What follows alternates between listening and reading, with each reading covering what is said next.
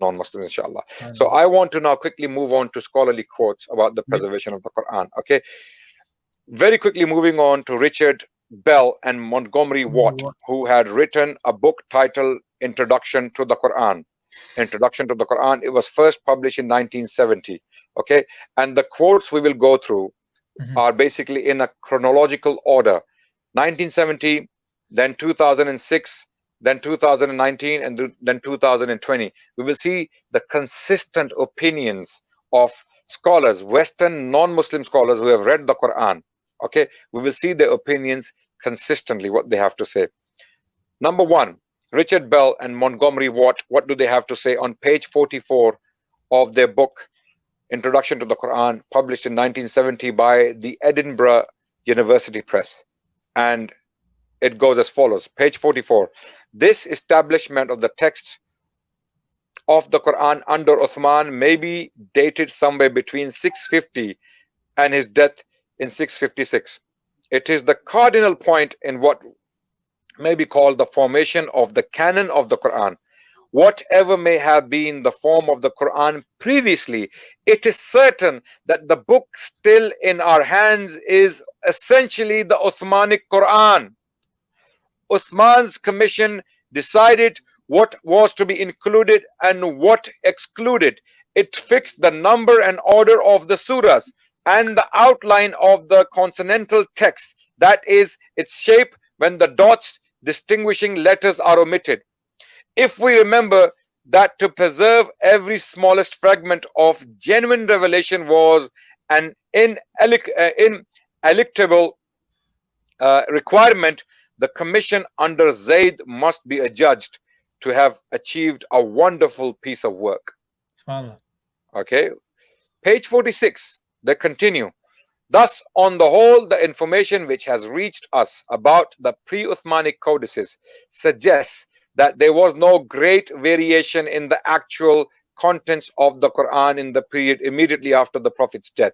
So they're talking about difference between the ahruf, reality of the Quran, those 7 modes, and what was put down by the committee of Uthman, what we can see on the screen.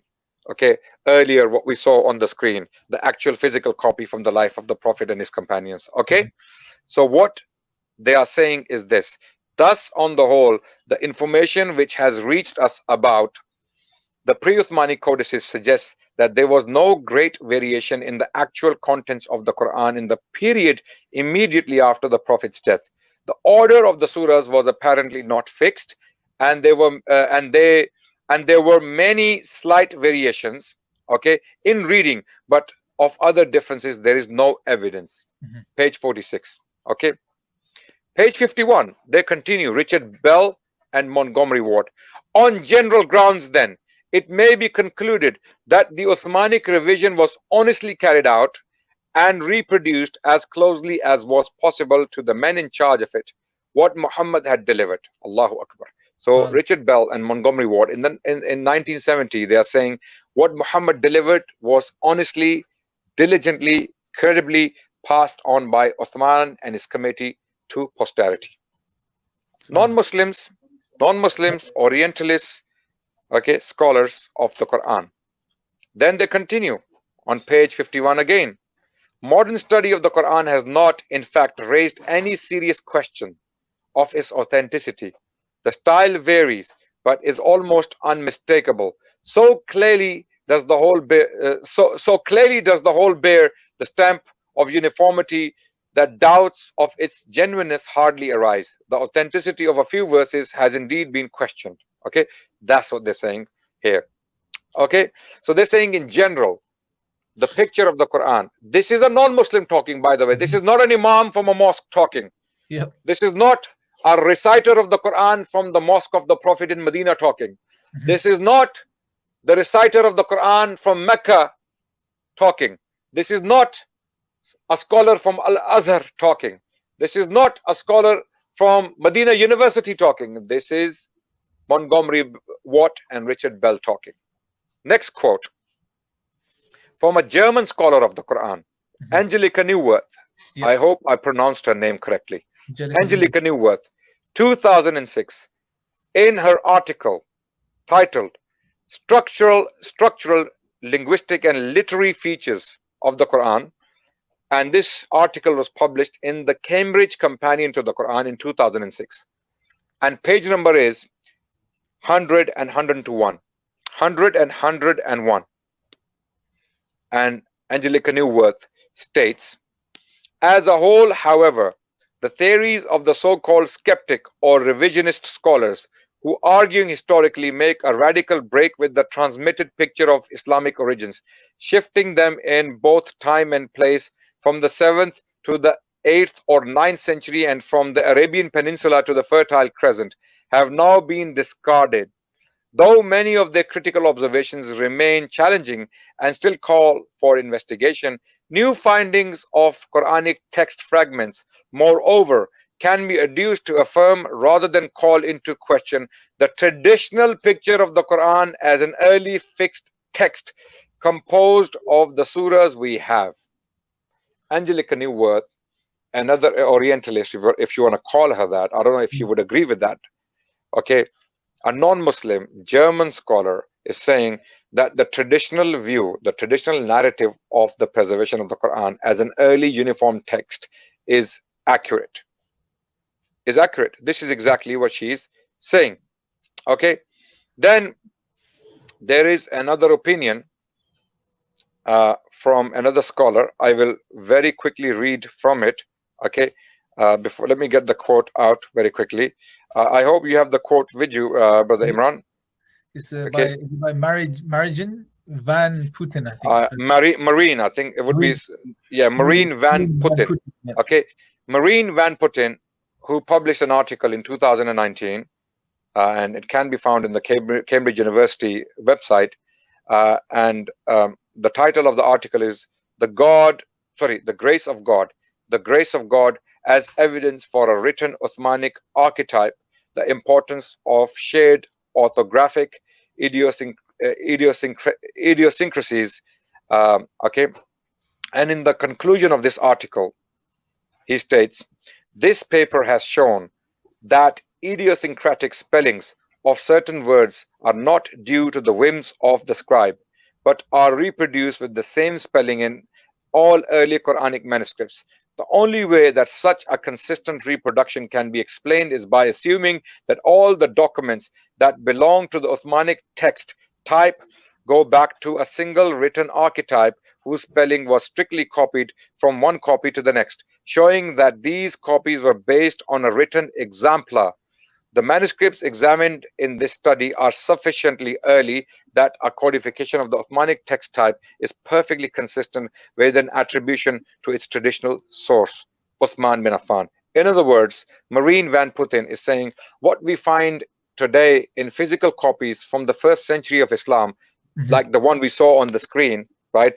Like Birmingham Quran, okay, is exactly what Uthman had given basically to the Muslims. Okay, it's okay. In other words, it is from the Prophet. If it is from Uthman, then it is from the Prophet.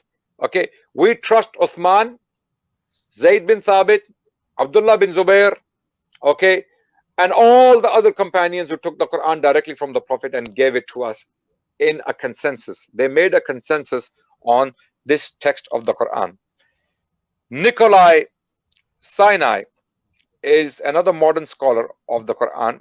In 2020, he published an article in the Journal of the American Oriental Society, okay, and his article is titled Beyond the Cairo Edition on the Study of Early Quranic Codices, page 189 and 190. He states, there is thus a peculiar disjuncture between the version of the Quranic text that remains the basis of academic work on the one hand, and the physical evidence for the Quran's written transmission, particularly its early transmission, on the other. This disjuncture is sustained by the near total dominance of the above mentioned standard recension of the Quran's consonantal skeleton. Consonantal skeleton basically means what we read on the page, what we read on the screen on that 1st century copy. You know, the structure of the words, the morphology, the skeleton of the words. This is exactly what it means by consonantal skeleton. The so-called Uthmanic text. Okay, he's saying basically the so-called Uthmanic text. A student of the Quran who takes the trouble to check early codices will generally encounter a more or less undotted and unvocalized version of the same consonantal skeleton that underlies her modern print copy, often with some orthographic variation. Okay, whether or not medial R is spelled okay, plain, i.e. with alif, and minor textual discrepancies such as the presence of presence or absence of particles like wa. Okay, this supremacy of the Quran's canonical rasm, which must have arisen early, is apt to douse some of the interest that scholars who are not card-carrying codicologists, paleographers, or art historians will take in manuscript of the Quran. To be sure, one may well hold that the gamut of viable hypotheses about the date of the Quran has now shrunk to the 7th century, thereby diffusing some of the issues long standing. This was a difficult quote for most people to understand because it's highly academic in its language by Nikolai Sinai. In other words, basically what he's saying is the Quranic text today in the ancient copies we see, okay, definitely, whether you study it paleographically, or whether you apply other academic models, it goes back to the 7th century within the life of the Prophet and his companions, and it is uniform. Okay, the variations in scribal tradition are very, very minor. For example, certain letters might be missing. Alphabets, certain alphabets might be, for example, in a certain place, one alif, okay, for example, the equivalent of A, okay, or the equivalent of W, wa, okay, is maybe missing in certain copies, but the text is uniform. The text is absolutely uniform. So, to put the long story short, this has been a long video, okay, but it has been a must video, very, very important to deal with all these Islamophobes and malicious propagandists out there once and for all. And we want the Muslims to share this video everywhere with every non-Muslim who questions the veracity of the Quran and the Quranic text, so that they can look at it. They can look at the traditional view on Islam's, the Quran's preservation. They can look at the traditional view on how the Quran was transmitted. They can also look at the scholarly views as to how the Quran was preserved.